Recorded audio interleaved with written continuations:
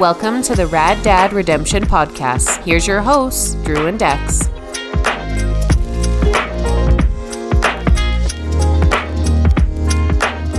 So, buddy, big news in the Muse. You got a vasectomy. How'd that all go? Went really well. No major side effects to report. It was a successful procedure. Yeah, no, it went good.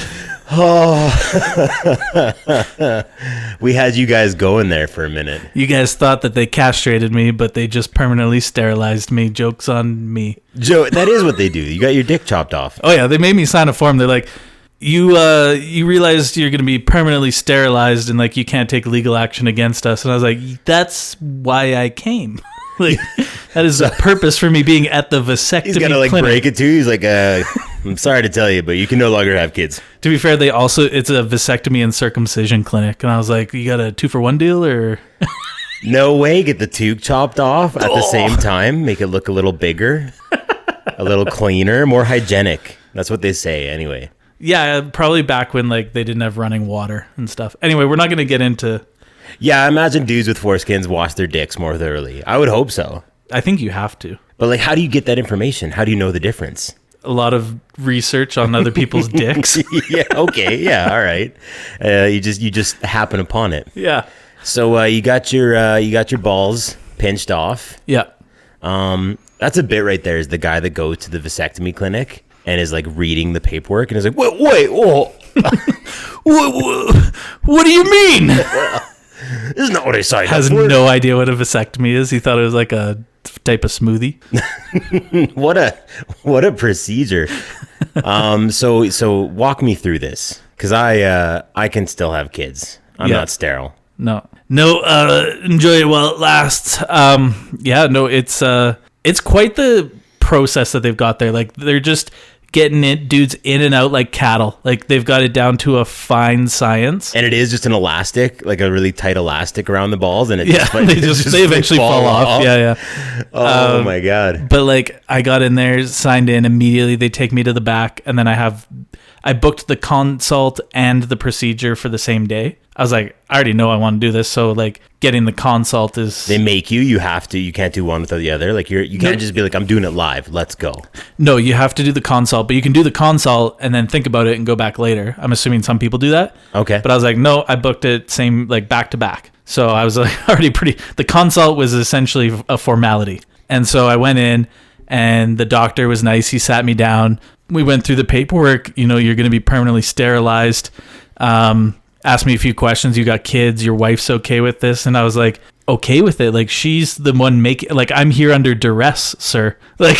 Did he have to ask you? Like, just blink twice if you're in trouble? No, he didn't do that. But he's like, your wife knows that you're doing this? And I was like, yes, she's waiting in the car reading a book. Like, she's very happy about this. She's on board. Yeah. Baby not on board.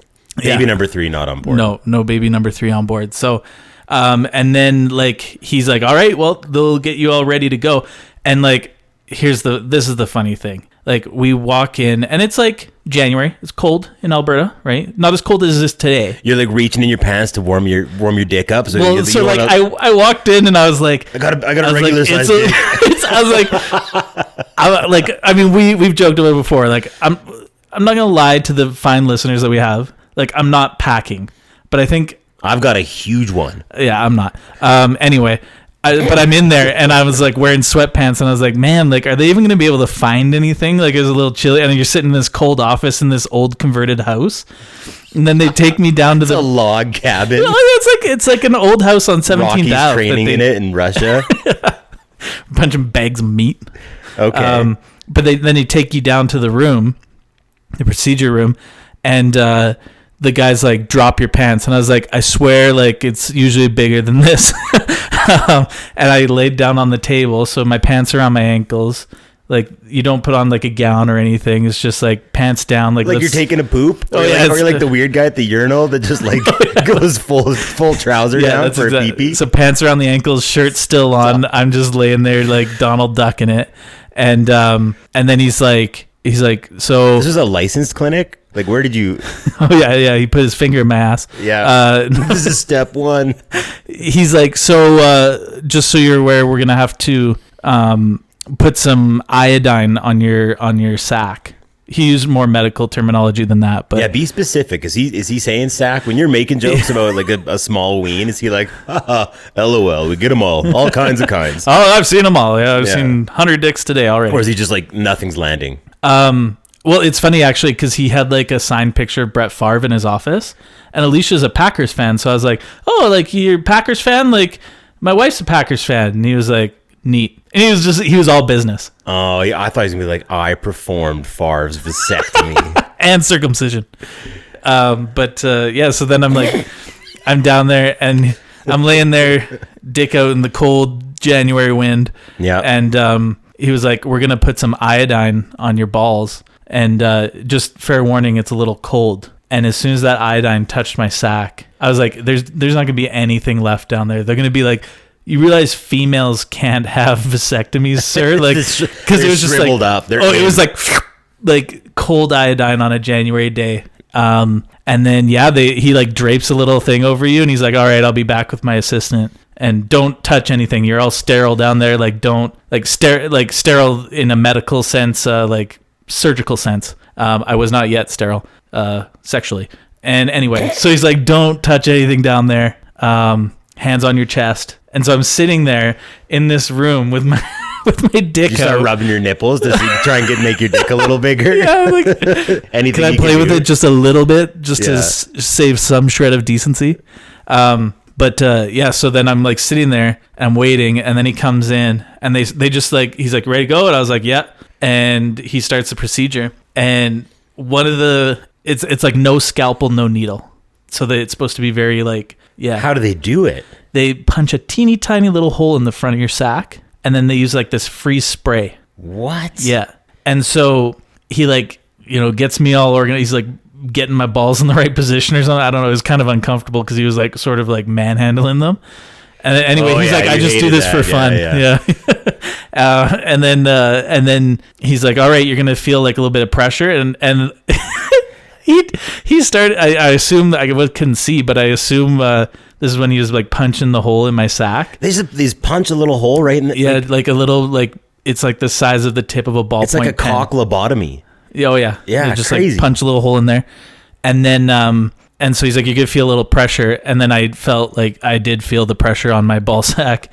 And I was like, "Ah!" Like I just made this weird noise. I was like, and he was like, him and the nurse both looked at me and they're like, you all right? And I was like, yeah, just a little uncomfortable. And Just poke my balls. I was like, yeah, you just like fucking shot a hole in my nutsack. Yeah, of course I'm a little, but I was like, yeah, no, I'm okay. And he's like, all right, we're going to apply the freezing spray now. So he's like, it's going to feel like someone just hit you in the testicles with like a rubber band. And I was high school vibes, like getting, well, but like, I was getting a also sack. that Yeah. I was like, that's never happened to me. Like, can you be more specific? I was like, I don't know what that feels like. And then I felt it, and I was like, ah! And he did 2 spritz on each side, so I got four fucking rubber bands to the nuts. So he did it extra. Well, I don't know if that's protocol or whatever, but anyway, once I was done, I couldn't really feel anything, and then they had me in and out in under 40 minutes. No way. Yeah. Man, I honestly I have no notion of what this procedure is at all. Like I understand like you said the result. Yeah. But this is all news. They basically just like cut your vas deferens, Okay. so you can't get your little swimmies up into your loads. Give it a little spritz with some vinegar, some ice cold vinegar. They cut them, they cauterize them.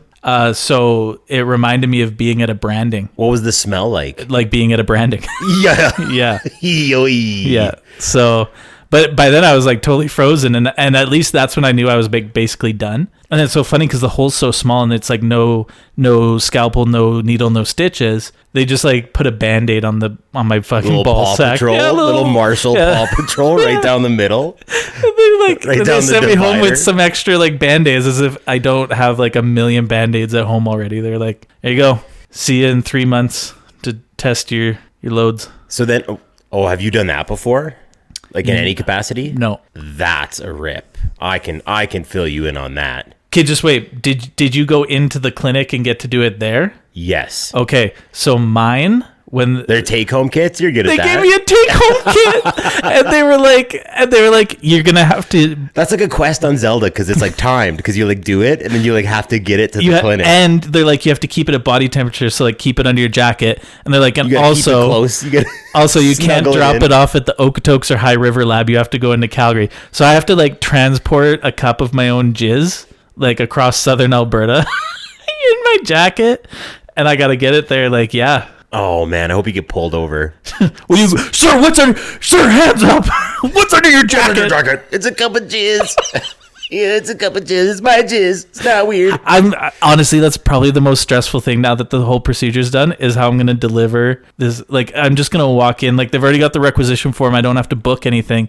So I'm assuming the people at the lab deal with this all the time, but I'm going to walk in and just hand them a cup of jizz. Oh yeah, well then they're like thank you. But do you just do that at the front desk in front of like the people that are just getting like ordinary blood work? I'm like, hey, what's up? 100%. So when I went when we were trying to get pregnant, we had been trying for a while, and it was one of those things. It was like a year, no action, and so it was just like the next step. My wife's doctor's like, maybe your husband should go in and make sure like he's playing with a full deck. He's not shooting blanks.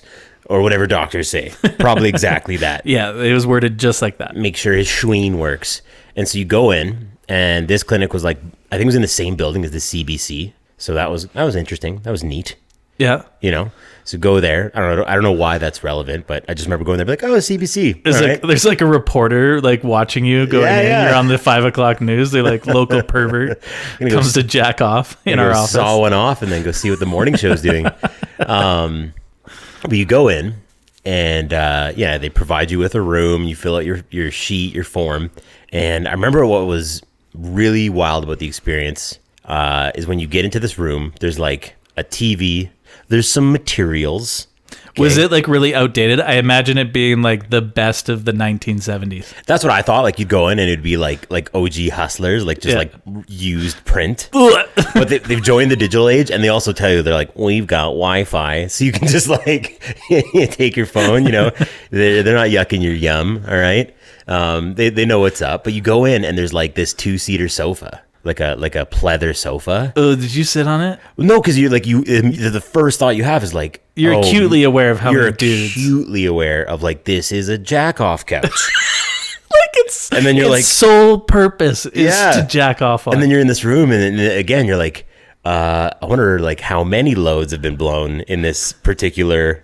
You know, no black. Don't bring a black light. You don't want to know. No. So like, that's like jarring immediately. And then you're like, okay, no, it's like, I'm here for business. I'm not here for pleasure. A little bit of pleasure, but I'm here for business specifically. Like I gotta do this. Right.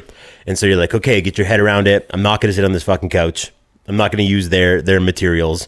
I'm going to use my own materials. And then like, you know, you're getting ready. You're going to do it. And what you hear in the clinic is other room doors opening and closing. So if it wasn't enough, if it wasn't sexy enough that you've like got the jack off couch, the take off, the blast off sofa sitting in there, you all of a sudden become aware there's 8 other dudes in here right now, and they're all masturbating. Every single one of them. And if those walls all immediately dropped at one point, and you're all just dick in hand staring at each other, like it's just like a big like Ashton Kutcher comes out like, you got punked. Like fuck, man. And it's, you want to talk about being under duress? Like that is a hard sell. Would you say? And I hope this isn't getting too personal. It was personal. Minute 1. Okay. Was it the Red Band episode? Yeah. Was it one of your fastest or slowest nuts, given the circumstances? Oh wow. Okay. Yeah, you know what? No, then it kind of felt like... Was it very business-like? Like, let's just get this done? No, like solidarity. Like, we're a team in here. We're all here. We're all trying to get like, let's do this. Let's do this for America. So, like, an hour later, they're knocking on your door like, Mr. Hoover? No, I got it sorted pretty quick. But yeah, you splooge in a cup. So that's cool. And then, yeah, you just, like, walk it out and go right to the counter. And the, male attendant was like, oh, like, good job. You know, like gold star, nice Yeah, one. it tastes good. Yeah. Yeah, no, he was. It was pretty gregarious. I thought it was like a nice touch. Like you wouldn't want someone, like you would want to come out and be like, yeah, this is already really weird for me. And you like come and give it to somebody and they're like, ew, you know, like yucky. It's just the hottest nurse you've ever seen, but she's in full PPE, like Oh yeah, grimacing. Gives it a sniff. She's like, oh, asparagus. Oh, bleh. So yeah, you give it to them and they just like do their thing. But then like when you're leaving, I read that there's like a sign on the door. It's like, by the way, like go ahead and bring your partner in. And I was like, oh, I don't know if that would have been better. I think that would have been an even harder sell. I think it would have been a very hard sell to like try and lay your wife down on the jizz couch. Well, I don't think you like consummate like or like I don't think like and then yeah, what you're gonna like do like a fucking pull out and just like That's what I don't know. That's what I had in mind. Yeah, no, I have no idea. Or maybe like you have to do it. Like it's kind of like, you know, they put the iodine on and you can't touch it. You know, like they just need to be there. So they're like gonna pep talk you or like I don't know, like That sounds even worse. Yeah, no. So I was like, I wouldn't have done that anyway. But that was an awkward experience. But then you get the results back and they're like, my guy, you're batting 1 million. You're batting 4 million actually. Yeah. So good for you. I'm hoping when I do this, I'll be batting 0. Yeah. What is that going to be like when they're like, we hit the wrong one? You're like thrice as potent. We actually connected all of them into one super deference. Yeah. As they say, like humans only use like whatever percentage of their brain. They've like done the procedure and you get like 100% use of your schween. You have 9 kids. Oh yeah. No, I don't think that's how biology works. That's a world I don't know enough to act like an expert on it, but yeah, I know none of this. I was getting a kick out of you saying like you're like, oh, it's cold. Like I'm worried about this health professional like looking at my ding dang. I remember getting fitted for not the same at all, but I remember getting fitted for a suit for my brother's wedding, and the nice young man at I don't know. Chinos are us. I have no fucking clue. He's asking me when he was like taking my measurements. And I was like this like hungover slob at this appointment. I actually wasn't even wearing a shirt. I was wearing like a zip up hoodie, tarpless. And he's like, this is my best man. Like, he's actually the worst man. But they're like, you're getting it fitted. And this guy goes, which way do you dress? And I was like, I don't know, like fucking shirt, pants, underwear sometimes. Like, what do you mean? How do I dress? And he's like, well, do you dress to the left or to the right? And I was like, I don't follow you. And he's like, well, you're you know, like some men, you know, will put a little more fabric on the right side if that's where they tend to, you know, place their unit. And I was like, are you fucking kidding me that there's guys out here in RL who like have such hammers that they have to have like certain tailor adaptations in their pants? So where I'm going with this is like the banter back and forth, because I was like, oh buddy, like I'm dressing straight ahead. Like I'm dressing on a 90 degrees, like right at ya. So like make the pants that way. And this guy like no laugh, no bite. And he's like, okay, all right. Sounds good. Sounds good. Thank you. I can't remember. There was like this audio, the clip that got leaked, and it was from like the presidential archives, because every phone call in the White House is recorded for like posterity purposes, right? And it goes into the archives. Yeah, heck yeah. Yeah. And I think I want to say it was Harry Truman, but it was around that era. It could have been a different president, but I think it was Truman. And he was talking to the presidential tailor, and he's like, he's instructing him. He's like, those last pants you made for me, like really great. If you could make another pair and just leave a little extra room for the gooch and balls. And he's like talking very unpresidential like, and he's like, you know, leave a little room in the front. It tends to get a little, this guy had a hog, and he's just like telling the presidential tailor, like, you're going to have to leave some room in the front for my massive dong. Yeah. That's why he's such a great president. Was he a good president? I don't know. He was the president. He's the one that dropped the bomb on Japan. Oh. He's the one that made that call. That's BDE right there. Oh, yeah. Yeah. Yeah, anyway, I just blew up 500,000 Japs. Leave a little room in the front. Sir, it doesn't work that way. I've been hard for longer than 4 hours. Yeah. He just needs like a full tent installed in all his pants. Oh. He's taking forever Viagra. Oh, man. Crazy. Yeah. Well, we set a record for quickest wiener talk and most wiener talk. And we're not even done. Yeah, we're just getting started. One last thing that I did find funny about my appointment. During the consultation, they're going through your recovery, and they're like, here's the things you're going to have to do. I do have questions about this. Okay. they were like, you can't lift more than 15, 20 pounds for a couple days, stay off your feet, whatever. After that, you're fine. Just no weightlifting, heavy weightlifting, stuff like that. Okay. I was like, yeah, don't worry. Oh no. No risk there. You're gonna mess with my routine. And so, yeah, they're like no long distance running. And I was like, I go up the stairs and I'm out of breath. So, yeah. But he was like, sexual activity. He was like, wait about a week before you have sex for the first time. And when you do, if you could like not do anything that's too violent or strenuous. He didn't use the word violent. I'm trying to think of a word. But anyway, he's like, nothing too... No choking, no slapping. Well, and so I tried to clarify because he left it very like open-ended where I had questions. And he was like, nothing too, strenuous or whatever. And that's going to put too much, pressure. And I was like, can you just like clarify, like what would be... Now, are you asking for clarity because you're like, I just need to know what you're talking about? Or are you like, I'm an absolute acrobat in there? No, I'm We gotta not. swing. I'm not, but I'm like, what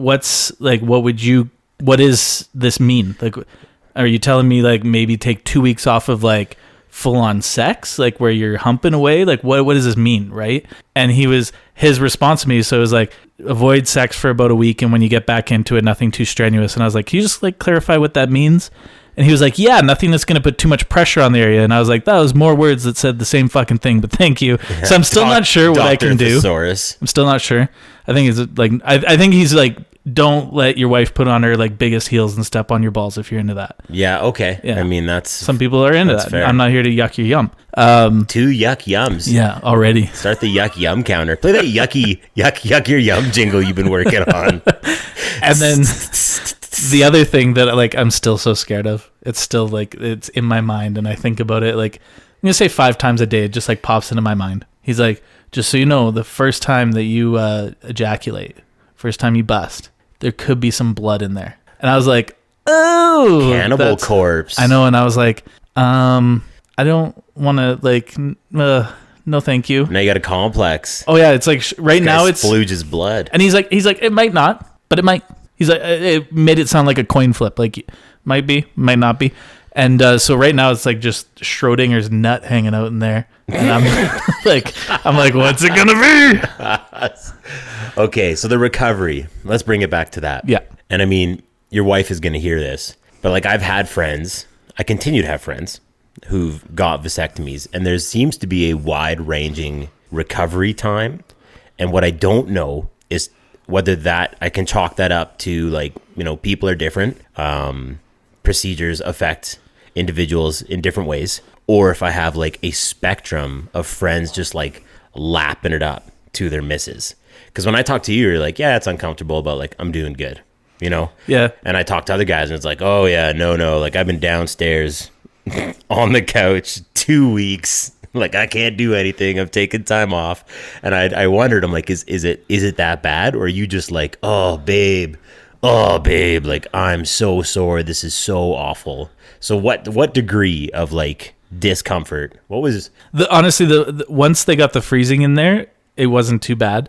And it probably could also come down to like, yeah, there's a spectrum of recoveries and people experience things differently. But also the type of procedure, like I did a more modern type of procedure where it's like no scalpel, no stitches, right? So if they're doing a larger cut and they got to stitch it shut, obviously it's going to be more recovery, right? So I would say 2 days, I was like kind of like, I don't want to say sore, but it was just like uncomfortable. If that's like, it's hard to describe.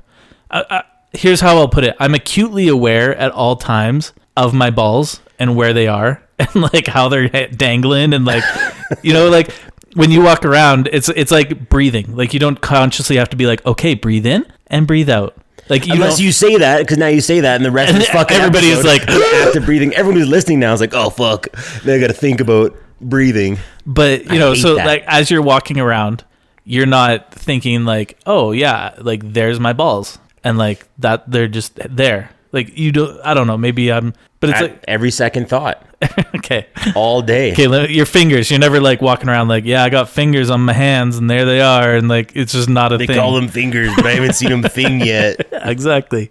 And so I'm just always acutely, and like when I sit down, even though it doesn't like hurt or anything, I sit down very gingerly because I'm like very afraid that like randomly I'm gonna sit on my sack all of a sudden. You're developing some complexes around this thing. Oh yeah. The mental health aspect of a vasectomy. That's going to be the biggest recovery. Yeah, you come here to the Rad Dad Redemption podcast to hear the real truth.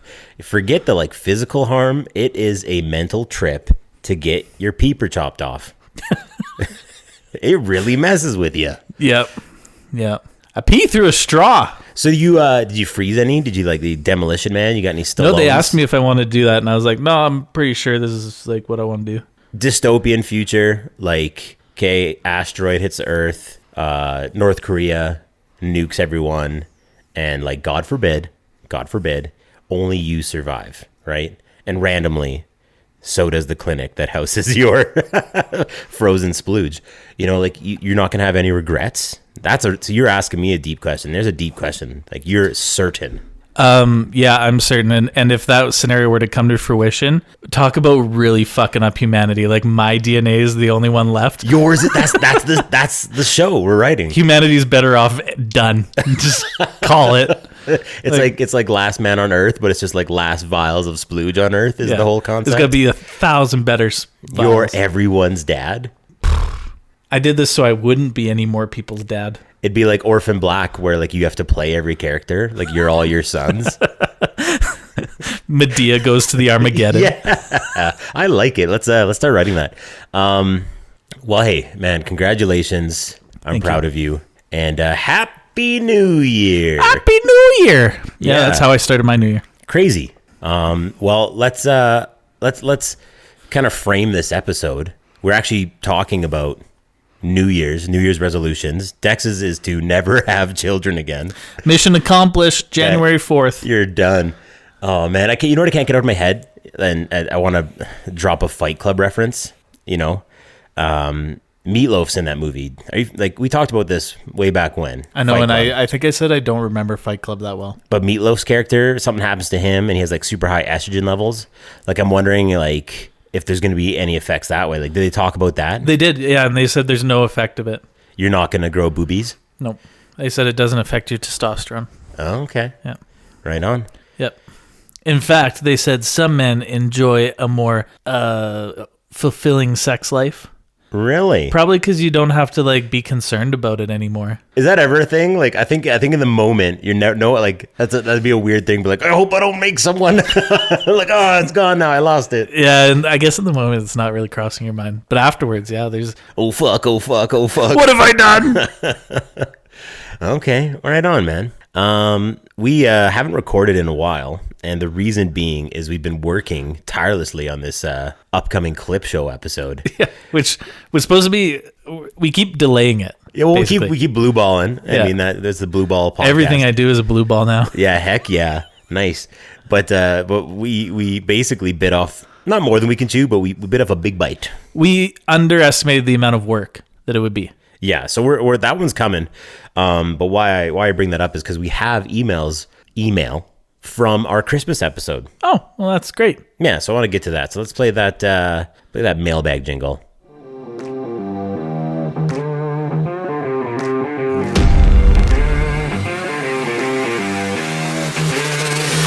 Mailbag time, motherfucker.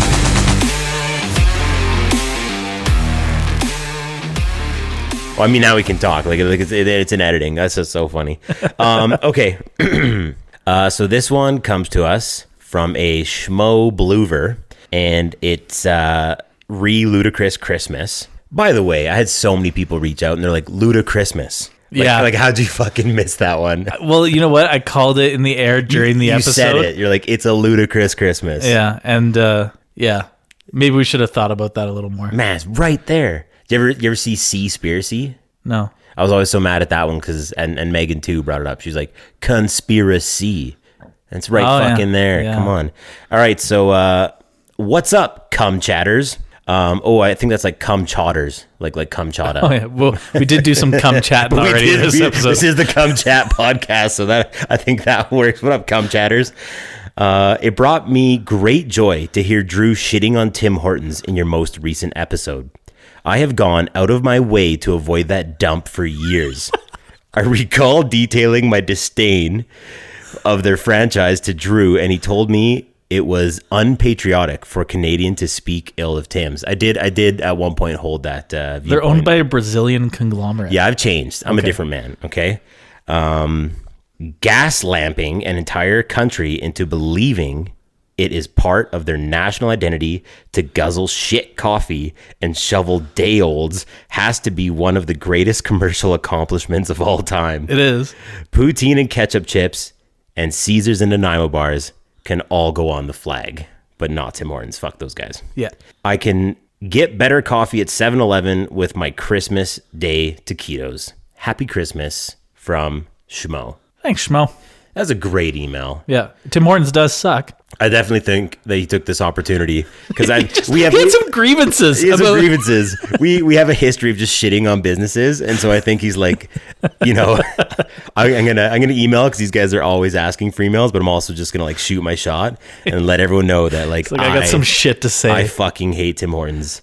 What did he say? Didn't want to here? start his own podcast, so he's like, I'm gonna fire an email and get my thoughts out there. What did he say? I recall detailing my disdain of their franchise to Drew, and he told me it's unpatriotic. And I did. There was a time in my life. Okay, so thank you for the email. And death to Tim Hortons. 100%. I did. Like, I thought it was like, back in the day, they got the Tim's hockey cards, like Tim Horton was a hockey player. It's kind of like what you do. But it is objectively one of the most shit restaurants on the planet. Oh yeah, it's absolutely like a feat of marketing that they convinced generations of people that this is like ingrained in Canadian culture. Tim Hortons coffee. Didn't Tim Horton like get a DUI and kill a person? Is that a thing? Yeah. Are we doxing Tim Horton right now? Where's my phone? Oh my God. Yeah, and the coffee is shit. There's a meme, a reel, and I'm sure you guys have seen it. It's I can't remember if it's an Aussie guy or someone who's just new to Canada, and he's like, can someone who is Canadian explain to me why I went to Tim Hortons once, didn't like anything I ordered, didn't like their coffee, and I've gone back every day since. And I feel that too. Every time I get a Tim's coffee, I'm like, this is horrible.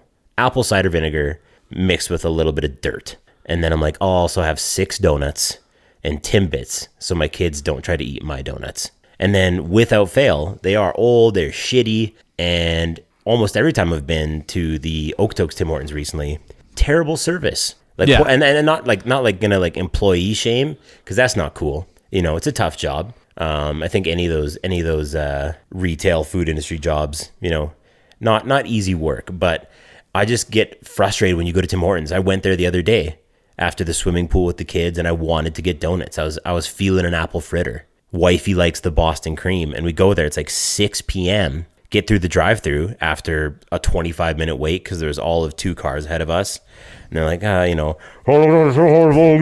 like, yeah, can I get 6 donuts? And it's not like, yeah, what would you like? It's like, oh, we only have 2 flavors left. So they lead with the disappointment. Yeah. And then just immediately I'm like, whoa, hold on. The donut shop? Tim Hortons, the fucking donut shop? Like, you only have 2 kinds? What do you have? And I can't remember. It was like old fashioned and chocolate dip. And I said to the lady, didn't freak out, didn't have a spaz, didn't go full Karen. But she's like, we only have these 2 flavors. Is that okay? And I was like, no, it is not okay. Those are the worst 2 flavors. That's why they're left. That's like, I don't understand what's happening here. And then it was just kind of like an awkward silence, like a pregnant pause. And she's like, and I'm like, I'm going to order nothing and just sit in this line and then drive past the window. And she's like, okay, thank you. And I did. I was there for 40 minutes, never bought anything. And I was so bothered by that. I was like, I'm going to go to Tim Hortons and like I can get a fucking artisanal flatbread, suck my ass, Asiago chicken flat, whatever. But like a donut, they're like, oh yeah, we don't have those. We're out of fucking donuts. Yeah, like stay in your lane. Fuck those guys. Especially since so many Tim Hortons are like literally attached to a Wendy's where you can get like a slightly better chicken sandwich. But Tim Hortons like, we got them too. The spicy chicken filet is legit. I fuck with Wendy's. Oh yeah, I love a spicy chickie. Yeah, and so yeah, what are you trying to do? What are you trying to like fucking... They're trying to be like shittier Wendy's. You're trying to mow their grass. Yeah. And you're just going to do it worse. Yeah, and then also lose what you did good. Yeah, and that made you popular. It's so fucked up. And then people are like, just like Schmo is saying, like, it doesn't matter. Everyone fucking goes there anyway. Yeah. It's one of those establishments, and there's so many of these this day and age where it's just like, what? Fuck you. You'll buy it anyway. Yeah. That should be their slogan. Tim Hortons. What was the other one? Like, they had the fucking holiday promotion where they're like, we got non-alcoholic Baileys. And I was like, that's the inherent value of fucking Baileys. If you get rid of the booze, granted, I understand the problem of selling, like turning all of your franchise restaurants into like licensed establishments. Drive-through liquor stores. I get it. But like, no one is getting jazzed to be like, I'm going to wake up and have this like just Irish sweet cream, and it's not going to get me buzzed. That's not what fucking Bailey's is. Bailey's is it's function over form. I'm looking to get drunk again. Oh yeah. Yeah. Why the fuck would I want a Bailey's themed donut, no booze, a Bailey's coffee, no booze, or whatever the hell else they were selling? Tim Hortons, it should be taught in all marketing classes. It probably is, because people have that patriotic feeling towards Tim Hortons, and like I think they've spent any amount of goodwill that they ever had, because it reminds me of like, you know, those Stanley mugs that like women go crazy. My wife has one. I'm just learning of this. I'm a little behind the times. They're like hugely popular. It's it's a cup. It's like a Yeti basically. But that's where I've seen it, is people like get a Yeti for Christmas and they're like, I wanted a fucking Stanley. I wanted a Stanley, yeah. And they just released some like exclusive color that was like only available at Target in the US or something. It's cred. Yeah, yeah. It's fucking cred. Yeah. Oh my god. And there's videos this weekend of like just white women whooping the shit out of each other at Target to get their hands on this cup. And it like that is the same thing. It's a feat of marketing that you've convinced somebody that like a decent cup is like worth beating a fellow human being over. And that's Tim Hortons. Like, they've absolutely tapped into that. They've got something. They've like captured the culture in some way, shape, or form. That it is cultural. It's definitely, that's what I was saying. Yeah. Like, it's a thing. Yeah, and the same thing with these Stanley mugs. Like, it's almost it's a trend to have one, right? And it's like, if you don't have one, who the fuck are you? What's Garth Brooks' wife's name? She's in love with the boy. That's fucking Trisha Yearwood. Yeah. There's when he came to Calgary. There's like clips of Trisha Yearwood like in Calgary being like, well, you know, when I get to Calgary, you're like, yeah, you gotta get my Tim's, and it's like her getting an order, and she's like, I'll have a medium coffee, 3 cream, 3 sugar. And I was like, what the fuck is that? Like, ugh, disgusting. Tim Hortons coffee, just take the cream and sugar. I judge people so much on their coffee orders. I drink black coffee, but like, yeah, when people go over a double, I'm like, you don't like coffee. No. You want sugar milk. Like that Michael Scott, like cream and sugar, just a fucking cup of it. Yeah. And what were you saying? Okay, let's stick with Tim Hortons because they're horrible. But what you're saying, owned by Brazilians? Like, didn't they move their head office to like evade some like tax laws in the States and like fucking linked up with BK? Yeah, so they're owned by Restaurant Brands International, I think, is the company. Yeah. Which is a huge publicly traded company. And yeah, they own under their umbrella like Burger King. I think Wendy's is in there. I think KFC as well. A lot of these companies. Heavy hitters. Oh yeah, a lot of these like Restaurant Brands. And it's a Brazilian corporation that owns all of these. They've swallowed up all of these restaurants and brands around the world, and that is their thing. But obviously, then you own all these different companies that have different styles of food, and they try and here's what worked at Burger King to make them second only to McDonald's. Let's use that same strategy at Tim Hortons, and all it's resulted in since this happened, I want to say it was like 15 years ago now, is like just a general like shittiness of the food and a loss of, again, what made Tim Hortons valuable. That brand, the reason they bought it is because it was a Canadian kind of thing, and they baked the donuts in the back and whatever, and they had good coffee, or at least decent coffee. And they were just like, no, like, we're going cutthroat, like, cheapest fucking slop we can feed these Canadians. Like, that's it. And that's what I find. You go there, like, over the years, they've obviously like changed their what am I thinking of here? Like, they're not their wholesaler, but they're like at Boston Pizza.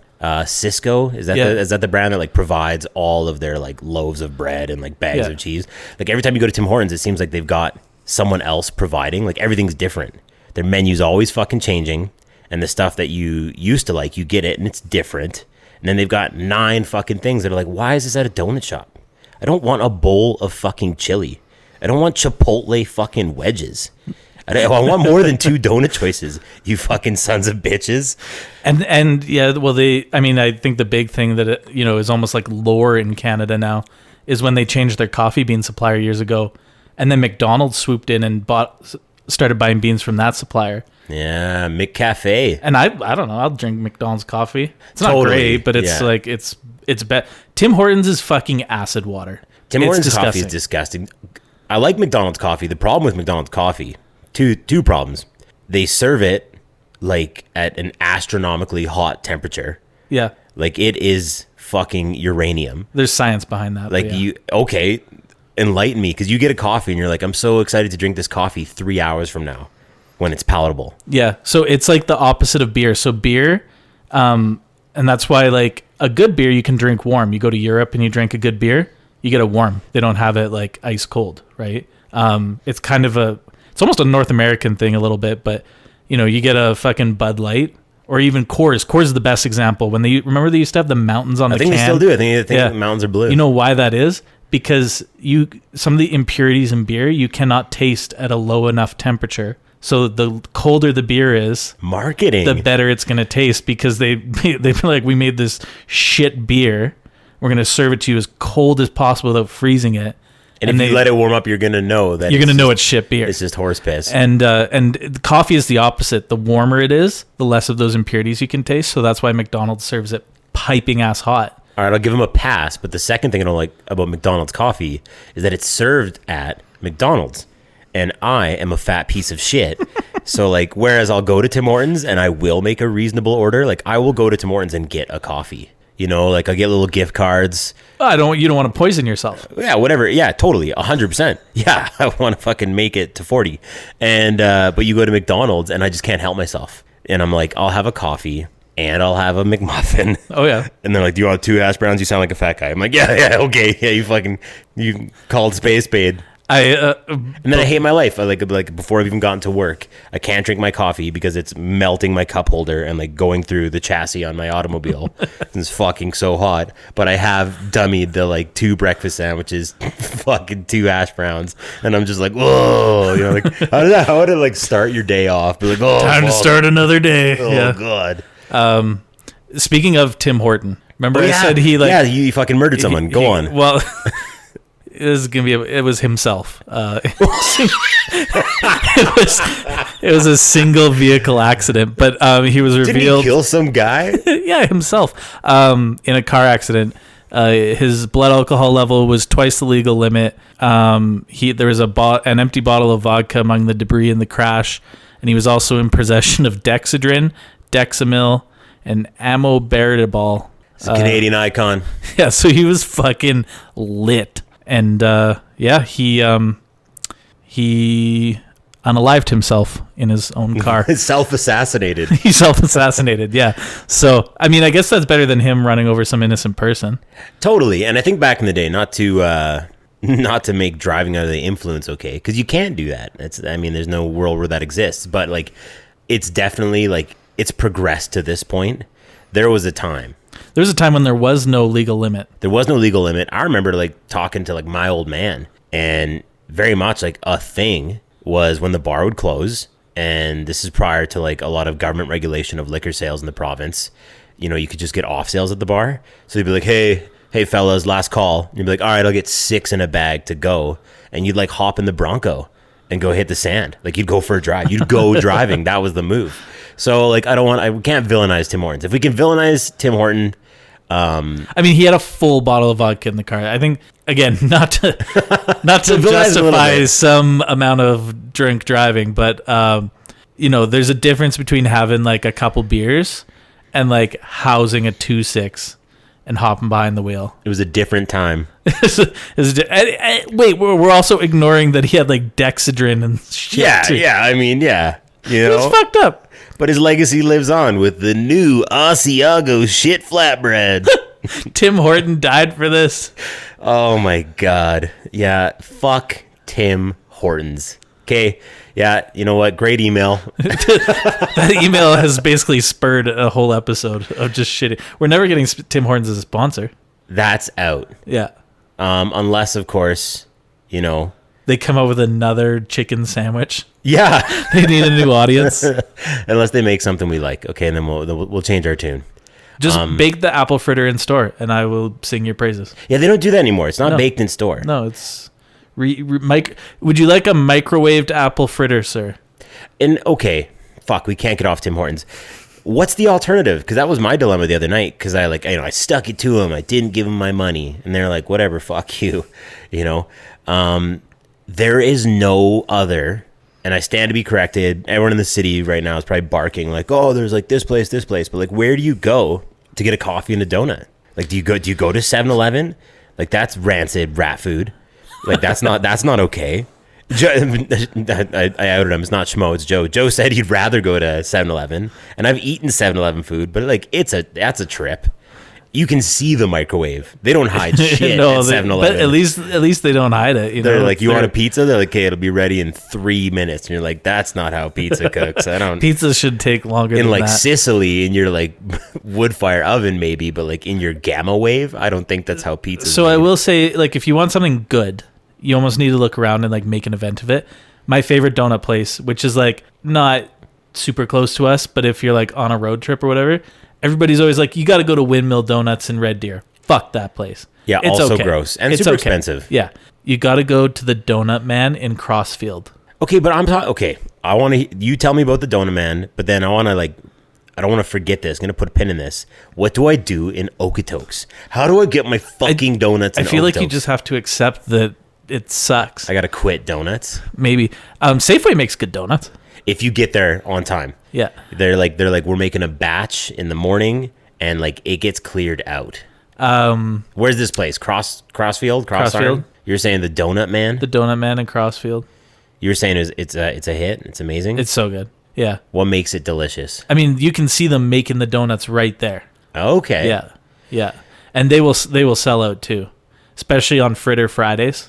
Stop! You got a membership card. You're getting. Well, I mean, I used to live in Airdrie, and Crossfield's not that far from Airdrie, so I'd be like, I'll rip to Crossfield for a donut. Yeah. Now that's like a good hour drive at this point. Yeah. But yeah, when I lived in Airdrie, I'd rip up to Crossfield and grab some donuts. During COVID, I think it's in Black Diamond. I think it's the Westwood. Okay. Westwood. They had a thing where you literally would fill out something online and order your donuts in midweek, and they had like a limited number of boxes they were going to do because the small place, mom and pop shop, and they're like, we are able to produce, I don't know, 80 boxes of half a dozen donuts. And so you would like queue up, and then on Sunday or Saturday, whatever day it was, you would go in the morning with your ticket and pick up your 6 donuts. And it was the same thing. They were like made fresh, and they're fucking incredible, unfuckwittable, these donuts. The only problem with that was like, again, if you're craving, you gotta wait till that day. You gotta sign up, and then they kind of went Tim Hortons mode, not in like being bought out by like a multinational corporation and just like completely diluting their fucking business. But I remember the last couple times we did it, they just like stopped doing different flavors, and they would just be like, everything's fucking Nutella. It's all Nutella. That's what we had left. So like, fuck you if you want this type of donut. And if you don't want donuts, go pound sand. Go to Tim Hortons and hate your life. That's very like Krispy Kreme style, how they only do the glazed donuts. Yeah. They found their niche. Yeah. I don't know. Maybe it's time to get off the donuts. Glazed donut, bring it right back to splooge. I didn't realize that was a sex term. Yeah. Yeah. That's where my sample went. Yeah. When can you glaze donuts again? Apparently in a few more days. Yeah, but they'll be like cherry filling. They'll be like all bloody. Yuck. Oh, so many God. people. I wish we could get live stats of when people like tune out of like how long they listen for. Because I feel like episode 2 didn't even make it to this episode. No, our podcast is fantastic. You know what? This is new year, new us. No more self-deprecating. We have learned a lot. We are flying, and we are just coming at you with the best content. So keep listening. Great podcast. Coming at you with the best content. It's a perfect podcast. Come. Yes, 100%. Yeah. It's new year, new us. Do you have any resolutions? Well, it's funny that we've talked about like fast food for so long. I'm doing like the cliche, the like trope. I got to get into shape.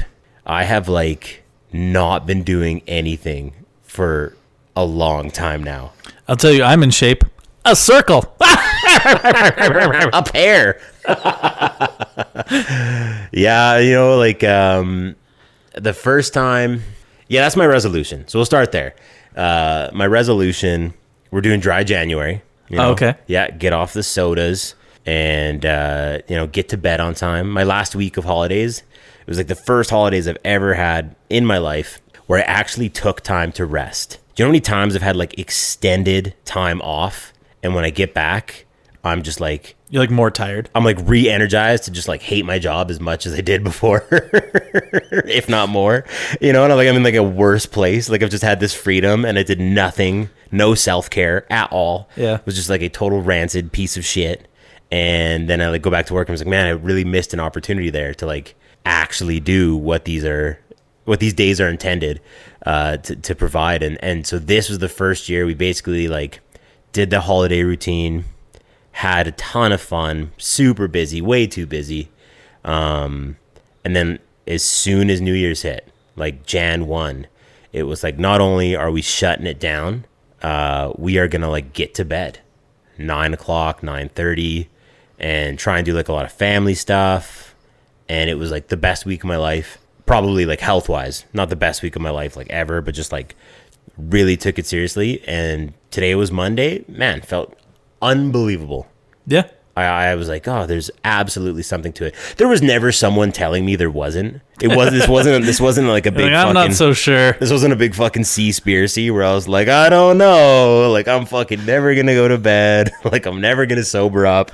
I'm just going to keep party rocking till I die. And, like, what's the downside? Sleep when I'm dead, which will be sooner because of my lifestyle. Greatly reducing the amount of time I have on Earth. But I did the opposite, and I feel amazing. So I'm, like, ready to keep that train going. I want to lose a lot of weight. I want to, I want to be physically fit. So we'll see how long. Like, by the time you're probably listening to this, by the time this airs, I'll have fucking we'll see you at Circle K getting a pizza and some donuts. Oh, yeah. I've already given up. I'm back on the Tim Hortons fucking fan club. I don't care. I started the year, well, I even finished the year strong, but up until my vasectomy day, when I knew I wouldn't be able to like work out, I was every day in the gym. Yeah, you got a trainer. Yeah, you're doing it big time. Yeah, but now I got to take it easy for a bit. So yeah, but there's other things you can do, like actually walking. I can ease into walking and ease into some like light weightlifting. Yeah, and I can't go back to like just pressure on my lower body. Yeah, they don't recommend trying to max out your squat. Like, and not only are you going to want to take it easy in the bedroom, you're going to really not want to have any giant, really, really aggressive, sweaty dumps. Like, you're not going to want to have any extended bathroom time. You're like, whoa, doc. Hold on. Yeah, we're talking routine. That's my whole identity. That's my whole life. I spend so much time in the bathroom. My whole life is just, actually, I heard this isn't even my line. This is a friend of ours. Like, my whole life is just like moments in between poops. Like that's prime directive. Here's a question. So yeah, my resolution, want to get fit, want to get healthy, going to try and stick with it, doing the dry Jan. And then I think like, depending on how that goes, like, keep it rolling, because I've done this before and it's been like highly effective. And there's been times in my life, I'm one of those dudes that is absolutely a yo-yo. My yo-yo has like stayed. I've been walking the dog a lot of the years. There's been a low end of the yo-yo. I don't bring it up very often, but there's been times in my life where like I've lost tons of weight. When I was in university in Lethbridge, the first year we moved down there, like they say freshman 15, but that doesn't count for me because like I got my like grade 11 40, like I was already like, once I discovered like Big Bear and like skipping class and like doing things the cool way, like I adopted that lifestyle. And I think that's what happens is like kids go to school and they haven't really experienced freedom. They're not eating in meals at home, and you're like providing for yourself. And so you develop a lot of unhealthy habits. And that happens when kids go away for school or you start working, you enter the workforce, and it's just like, it's part of becoming an adult. That hit me early on. I was already living that lifestyle. So by the time I got to school, like I was already like a really big dude. And in that first year of university, we were broke, and like crazy broke, to the point where like if I wanted to like have some drinks, I remember going to it was a Superstore liquor store. You ever been in one of those? Like nothing's refrigerated. They save money by like having no cooling. Yeah. And you can like buy things in bulk, and it's like, there's limited options, whatever. I remember buying a flat of President's Choice beer from Maylong one year. Yeah. And exactly. it like worked out to like, I want to say $1 a beer, maybe less. 88 cents a can. Yeah. Yeah, heck yeah. Red beer. Yeah. Pilsner beer. President's Choice dry, baby. Dry, yeah. I like the dry, I like the red, I liked it all. But I remember there's like in the wine aisle, not even like on the lowest shelf, but like almost underneath the shelving. They were like, trying to hide it. like or using it to like prop up the wine that actual humans were buying. And I don't know if you've seen these. We'll have to maybe like someone out there listening has seen these. It was just like Canada red wine. And it didn't even come in like a wine bottle. It came in like a mason jug. Like once you were done drinking it, you could go like, like start a little hog slop string band, and they're like $7. And like that is the type of things that I was doing to my body, because I was like, I'm looking for, I believe they call it binge alcoholism. Like I was engaging for an effect. So like my first year at school, it was like not only that type of partying, but like partying on a dime, like just trying to buy anything. And I got huge. I was like 250 some, and unhealthy. And I don't know like what the catalyst was. I actually don't remember. I was in school to be like, I was in kinesiology. Right. I'm working out as part of class. All these kids in there are like either current athletes or like just finished their high level athletic career. And there's like me, and I'm an absolute dumpster physically, figuratively putting away Slurpees like a trash can, bud. And I was just like, something happened in my third year, and I was like, I gotta like stop this.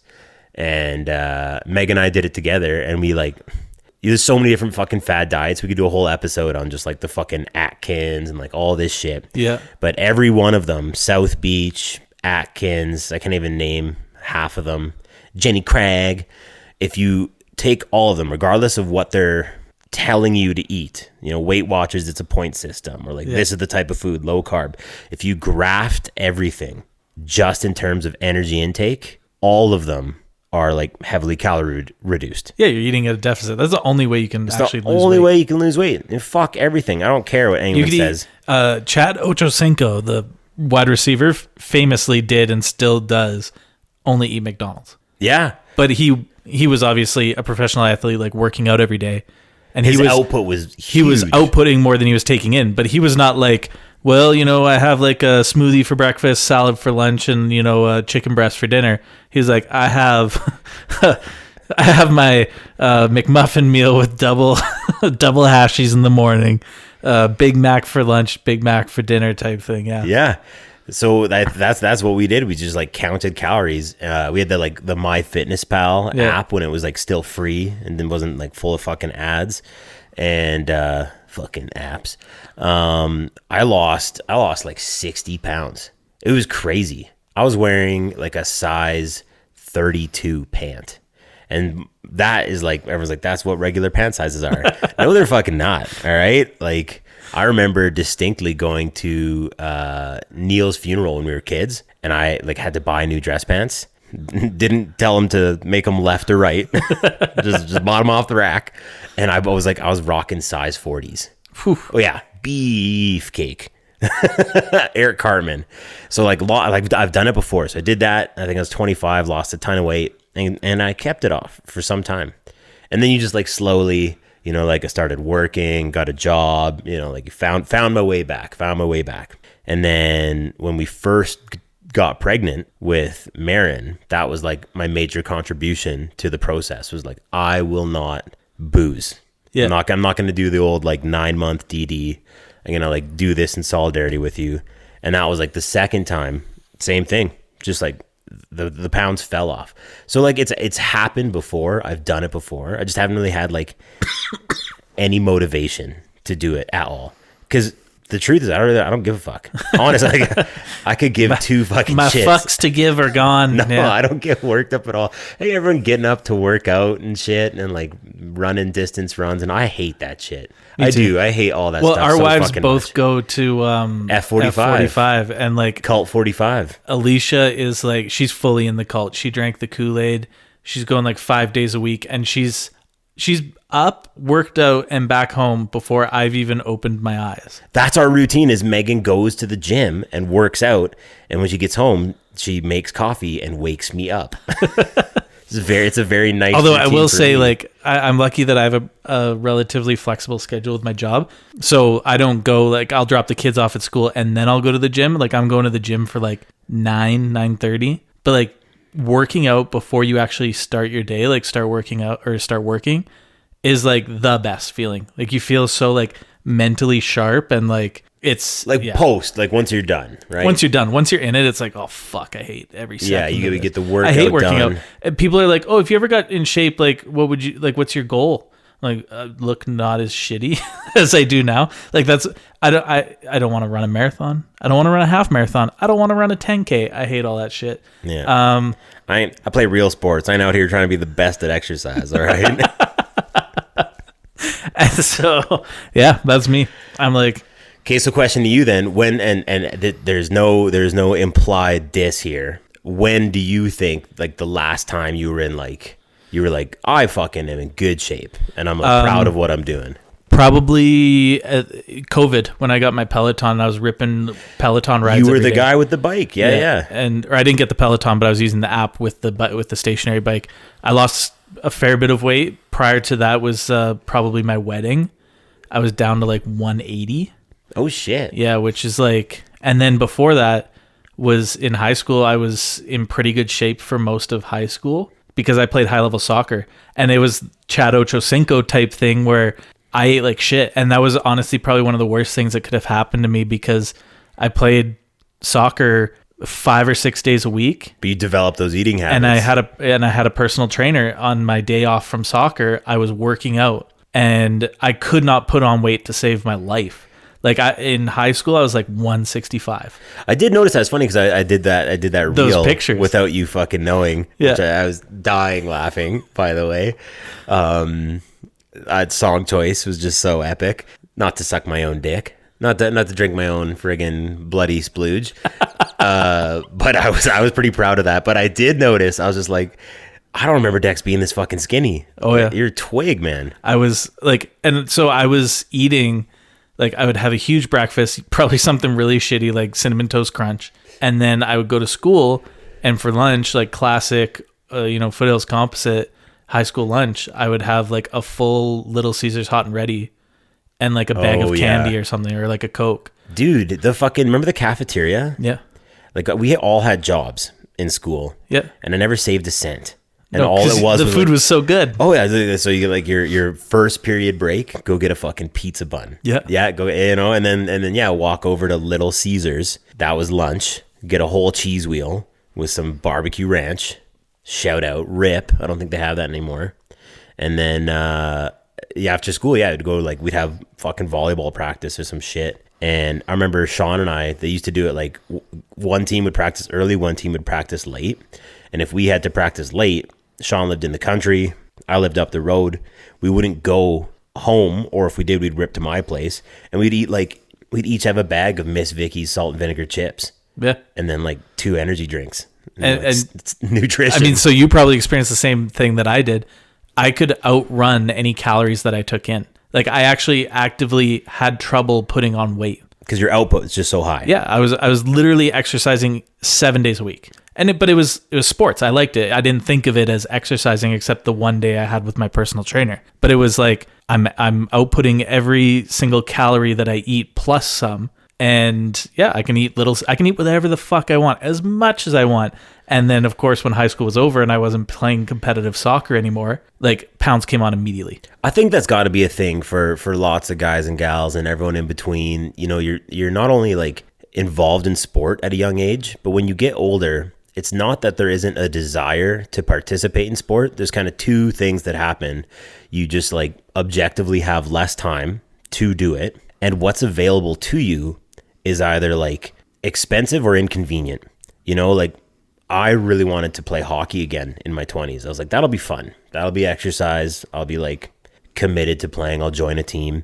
And you get like these fucking 11 p.m. ice times, like in Stavely, in Black Diamond. You go out there and like you're a shell of your former self.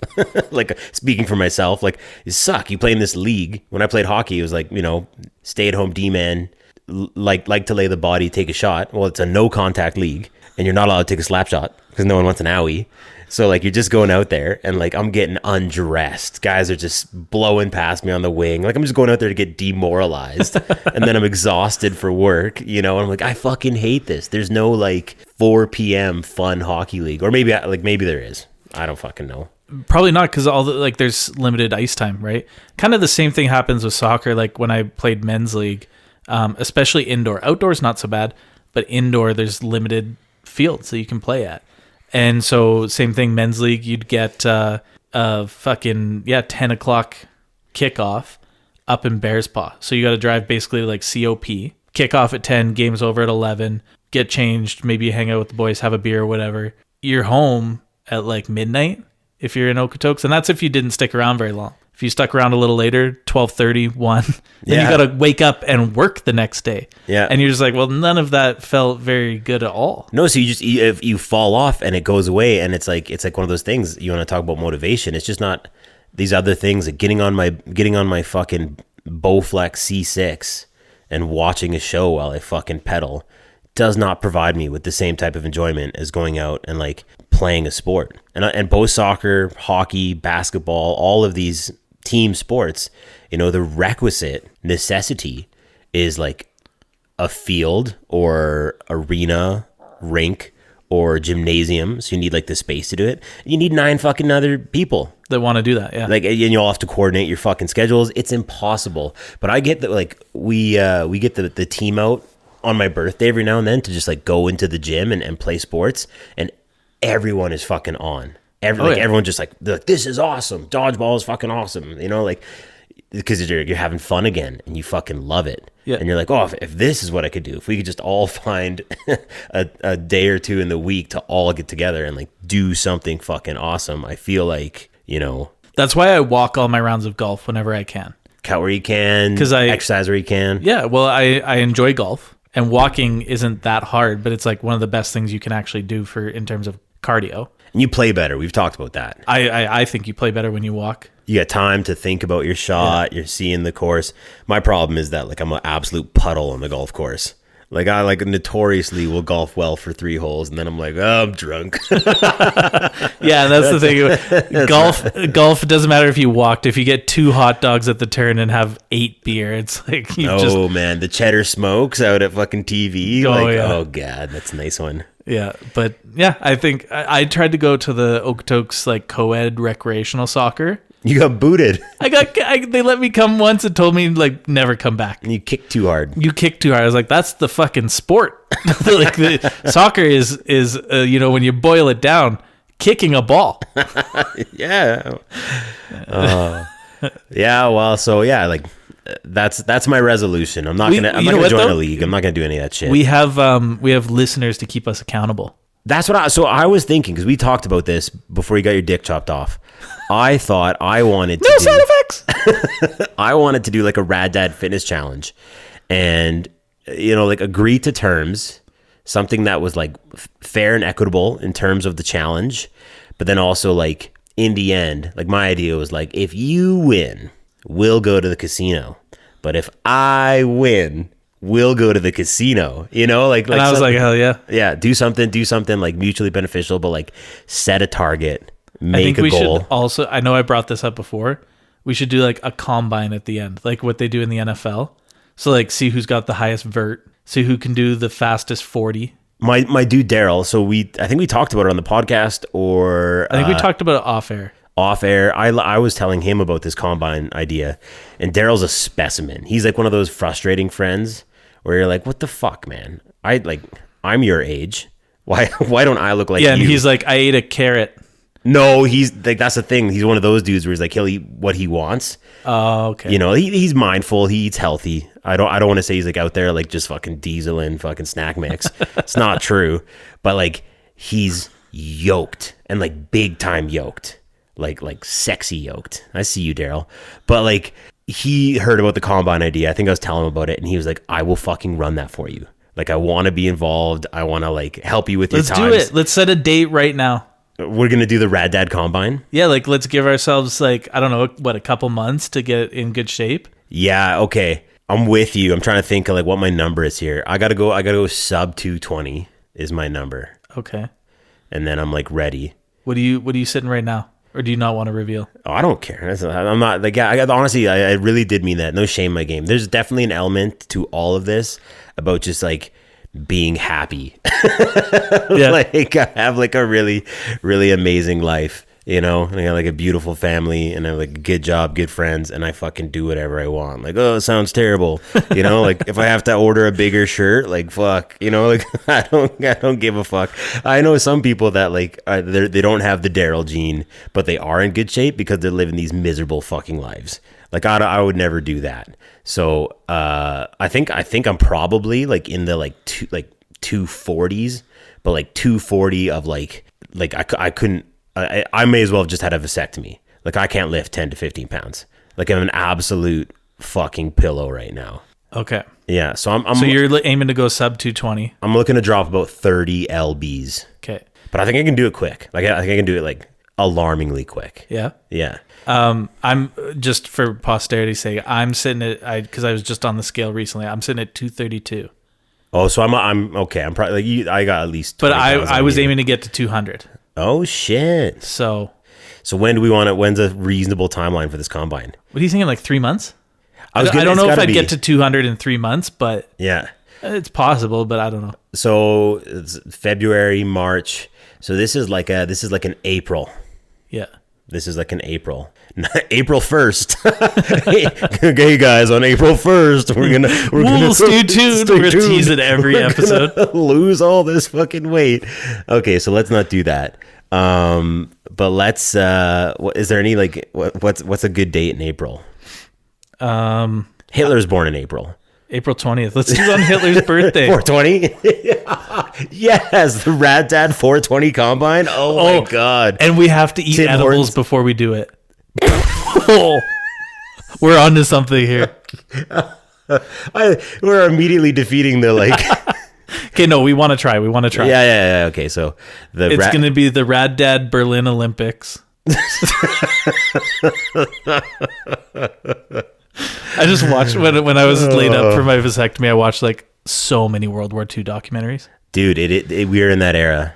You know what I love? Like it's a thing that's not talked about enough in Canadian history classes. Is like how a lot of the Geneva Convention is written about shit Canadians did in war.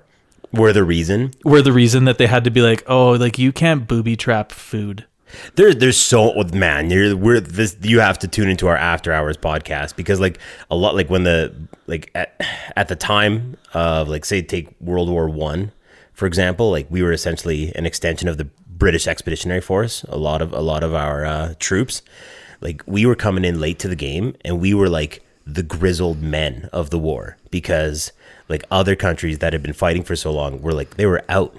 Yeah, they were like, get the 16-year-old boys out. Yeah. Like take Drummer Boy, give him a rifle. Yeah. So like it was not only that, but it was also like the culture war at the time, and also like Canada's here, and there's some big fucking lumberjack burly people, and like it's on. So again, Tim Hortons, maybe the Canadian troops, their war crimes were kind of like the 2-6 of vodka. I honestly like. So first thing, it's not a war crime if it's the first time. Cool rule. Yeah, right. It's so. Like, I didn't know I couldn't do that, also officer. in war, like everything goes. Like you're a Canadian, you just got you got shipped out from Swift Current, crossed the pond, World War I. You got these starving Germans in the trench across from you begging for food. It's a war crime, but it's so fucking funny that Canadian soldiers were like throwing over cans of food. They were like, "Here you go, you poor Germans. Here's some food. Like, we're all humans at the end of the day." And Germans were like rushing to where they were throwing the food into the trench on the other side. And then the Canadians were like, "This is gonna be hilarious. Hand grenade." Oh, mousetrap. That's hilarious. The Geneva Convention. And then afterwards they're like, "Yeah, we should write that down that we can't ever do that." Canada's fucking and then, very immoral. World War II, Canada was bombing refugee camps. What? Yeah. And after the British and Americans took the lead and they're doing the fire bombings on the German cities to demoralize the people, and like did a very good job. It was a horrifying, like, if someone listens to the first 5 minutes of this episode and then listens to like the last 5 minutes, what the fuck is this podcast? Fucking fast and loose with the topic here today, but boys. Then the Germans, the only thing left standing in Hamburg was a post office, huge post office. It was like their main post office. They turned it into a refugee camp for all the people in Hamburg that lost their homes. And there's about estimated 40 to 60,000 people in this refugee camp. And the Canadians were like, problem is they can all still build bombs. And they went fucking bombed it. 60,000 civilians estimated died. Canada sucks. But it's war. And to go back, not a war crime if it's the first time. Canada sucks. Tim Hortons sucks. Rad Dad Fitness Combine. Awesome. I'm going sub 220. You're going sub 2? No, I was thinking of getting 200. I don't know if I can get sub. Okay, that's the goal. What's our margin of error? Is this plus minus 5 pounds? I was gonna say, is this college wrestling? Like, is that the whole episode? They're like, we got to do a weigh-in, and neither of us qualify. We do have to do a weigh-in, and then when we both fail, we have to agree that that's okay. We did a good job anyway. No, we got to do what they did on like Ultimate Fighter, when it'll be like the guy misses his morning weigh-in for his like challenge fight that night. Just wrap 30 garbage bags around They ourselves. got him sitting in the sauna, fucking like just dehydrated to shit. Yeah. Okay, plus or minus. Okay, because maybe we do it on the other end. Maybe we're so successful. Plus or minus 5 pounds. I'm going 220. You're going 2. And on April 20th, we are doing a Rad Dad Combine. Calling it in the air. Fuck yeah, man. I'm resolute. I'm very... The shitty thing is I can't really lift any weights, so I got to just be hitting that treadmill hard, I guess. Yeah, whatever, man. Every time I've ever, like, that's like when I've tried to like exercise, and like that's what I'll do like the cliche fat guy thing where I'm like, I'm not going to do cardio. I'm not going to watch what I eat. I'm just going to go try and get 70s big and like lift as much weight as possible. And guess what? It's never worked out for me. So I think the alternative approach. Yeah. Yeah. Yeah. Okay. I think side effect, like we'll be ready for outdoor golf season. I'm excited for that. That's my birthday, like at the end of April. And I think every year, especially like as you get older, you like kind of get to that point. I'll be 34.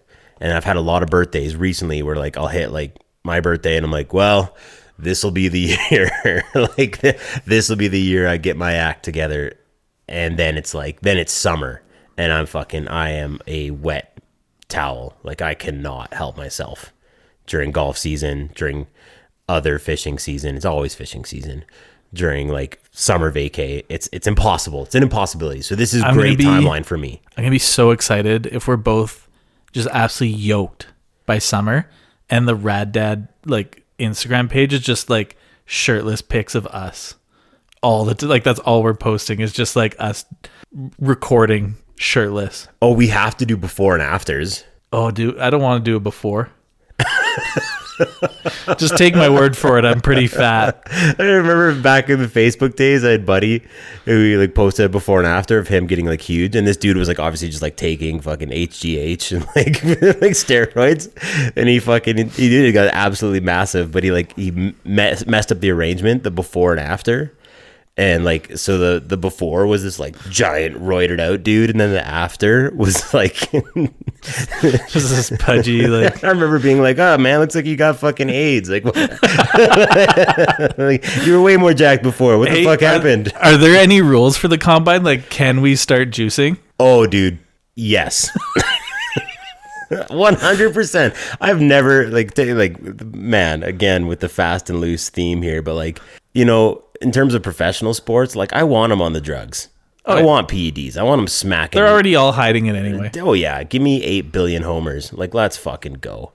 So yeah, if you want to start like a fucking life altering drug treatment to Hell yeah, to successfily participate in this combine, I think it's a great idea. maybe I'll just get on Ozempic.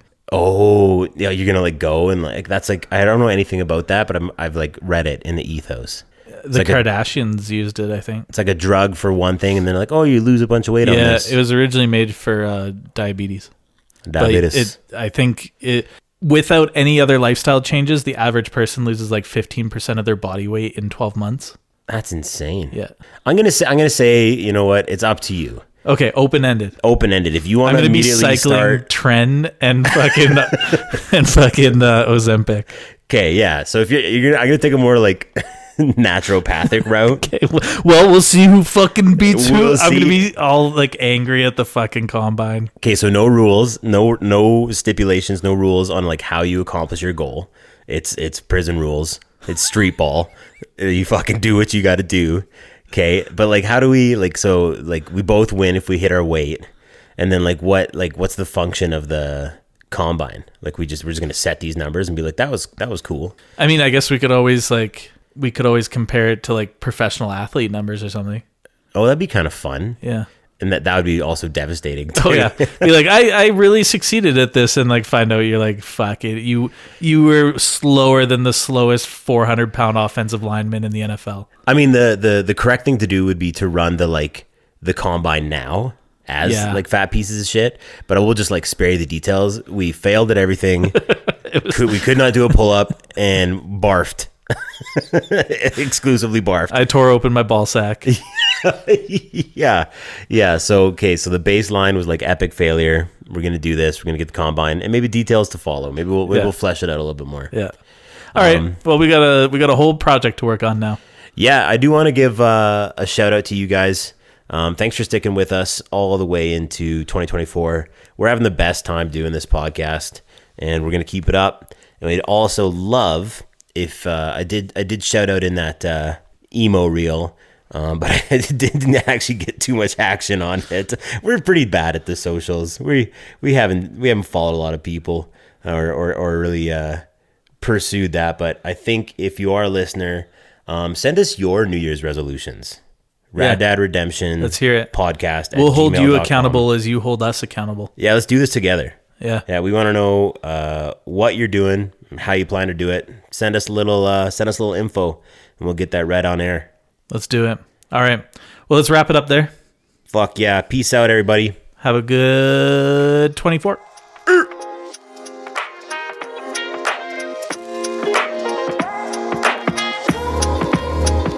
Don't miss the next episode as the guys sit down to solve the world's biggest issues in the most controversial ways possible. It might be their last recording.